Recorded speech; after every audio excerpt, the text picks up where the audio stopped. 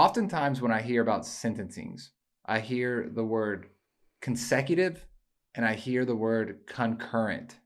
Can you help explain the differences? Yeah, certainly. And it's a common misconception. We have it among court personnel often. We have it amongst clients all the time. And, you know, people want to know because all these, most of these cases have more than one counts of crimes charged, right? So you may have count one is a robbery, count two is a theft, count three is a battery, count four is a resisting.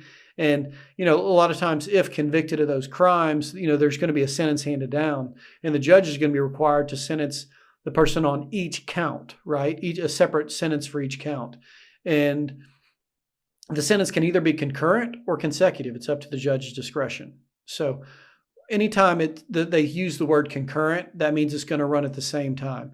So if the judge sentences somebody, a defendant to, Mr. Smith, you're going to be sentenced to 18 months state prison for count one. Count two is going to be 18 months state prison concurrent. That means it's going to run at the exact same time. It starts at the same time, ends at the same time. Both sentences are going to run together, right? That's kind of, if you're a defendant, that's what you want. The last thing you want to hear is count two is going to be 18 months consecutive to count one. And what that means is that 18 months would run in addition to. So really what you're talking about there is 36 months state prison because you have count one followed by count two. And that's a critical distinction to make in any case, right? Whether it's state prison or whether it's probation or, whether it's, community service or Days County Jail, like that distinction, that one word right there can mean a lot of, can change the whole complexity of what's going on.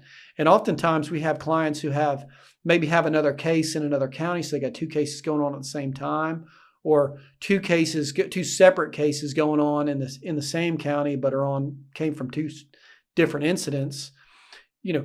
As a defense attorney, if my client's going to get time, I want to make sure that both of those cases, the sentences are run concurrent, not consecutive, because it basically doubles the time up. Now, it's, again, one word that can have a huge meaning when it comes to your sentence as a criminal defendant in Escambia County.